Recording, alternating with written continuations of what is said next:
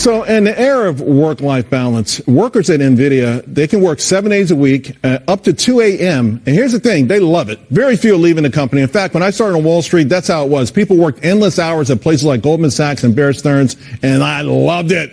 Let me bring in Walser Wealth Management President Rebecca Walser and co-host About Number Emily Campagno. All right.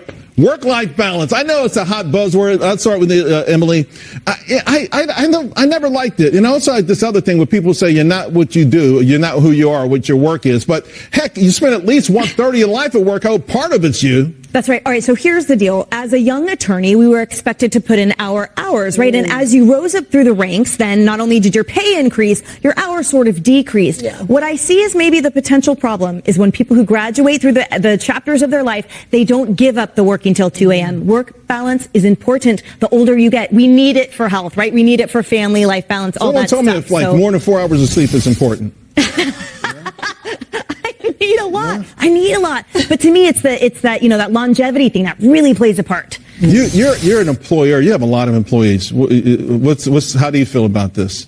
Well, I certainly don't want them working till 2 a.m. because they're not going to last long term. I mean, listen, there's obviously a pay incentive for these employees to do this, right? Yeah. And that's the problem. But, Charles, there's gamers that have died staying up gaming for days on end because they don't know how to disengage. So to Emily's point, disengagement and balance is important. All right. So people that lived through the 70s, right, the hard workers, they remember the 70s in a bad way, right? High inflations and a lot of struggles. But Gen Zers, man, you ever watch TikTok? They hate those folks, right? They had everything. They could live the American dream. I got to tell you, after watching this video, maybe the Gen Zers have a point. Take a look. It's a Gremlin, the fun little car with Take That New Car on a trip to Las Vegas. Two of you will spend 1 week with food included at the Hotel Sahara in Las Vegas. And for added fun, take along 500 silver dollars. Now, what's your bid on your showcase? $3,000. $3,000 even? $3,000 even. The actual retail price of your showcase is $3,433, a difference of $433. All right, so I asked before the commercial, you guys had some pretty good guesses. Alan, you were close. You said $4,250. John, $4,500. No. Paul, you... $2,700. You did it. So Emily, Gen Z is always complaining. You see the TikTok videos. They have like folks doing party and say, oh, they bought a house for $10 and sold it for $6 million. Never upgraded it, right? Maybe there was some reason to be resentful. I mean, yeah. And look, I have a 72 Mach 1, as you know. That is worth a whole heck of a lot more now than the couple $1,000s there. Look, I think to the point, inflation is terrifying. It's a tax. But the things that have increased in value, those vintage things, right? Wine and cars and all that stuff. We got to teach Gen Z about it because the rest of things, it's just astronomical. Rebecca, you've been telling your clients to buy precious metals for at least 3 or 4 years, and they are killing it. Gold is up, silver's up more. By the way, those silver coins were about $1,200. They're about $13,000-14,000 now. I mean, so was it as bad as we thought it was? I thought it was in the 70s because you weren't even born. I wasn't born that. Bob Barker had, didn't have white hair there, so that was a thing too, right? But yeah, no, I mean, this is the dollar's power has gone, Charles. And what's really scary is even though we're very much into the precious metal space, what has happened to give us that impetus isn't even happened yet. So this is just pure inflation, and you can see the disconnect with metals and the cost of goods. All right, some other things that you think are geopolitically.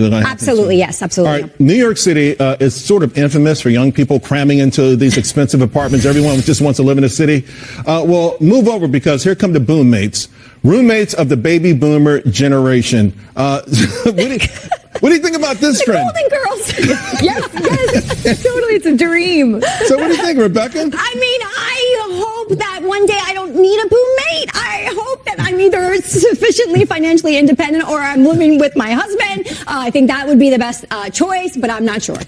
Yeah, look, the space here that I exist in is too tiny even for me, let alone for two people. However, However, every time I see an elderly person on the street here in New York City, I'm like, oh gosh, I hope they're taken care of, right? So I like the idea of the companionship, but the point behind it is that no one can afford to live alone in the city. That is what is truly heartbreaking. That is the true part of it. By the way, all of them say the same thing. We don't get in each other's way. All right? There's a trend out there that we know in America people are getting married later in life. Now it turns out that women in their 60s are simply saying no thanks to a second marriage. So you see this headline? So one husband is enough. Women in their 60s see no need to remarry. Here's a byline. Many don't want the hassle or financial complications. What would be the point? But we're living longer. What do you think? I mean, women are the caretakers in the older relationship. So I read the article too, Charles, and that they don't want to be the pocket, the purse, or the caretaker. So, and there's more women. There's more of us at that age because men die younger. So. Right, and I think that the point... You're an advocate for marriage, right, Emily? Yes, sir. I absolutely, and I'm engaged, so I'll be a wife soon. The point that I see is that the women have support in other ways, right? The support from their children and their other relatives. And what they saw is that the second husbands for them proved a hassle to the point, right? It was complicating their life. It wasn't providing the nurturing support that it does the first time around that we're in right now. Less than a minute to go. Real quick. Daily average time with friends. This is really kind of sad. So in 2003, 15 to 24-year-olds used to spend 160 minutes a day with their friends. Now it's down to about 50 minutes. What do you blame that on?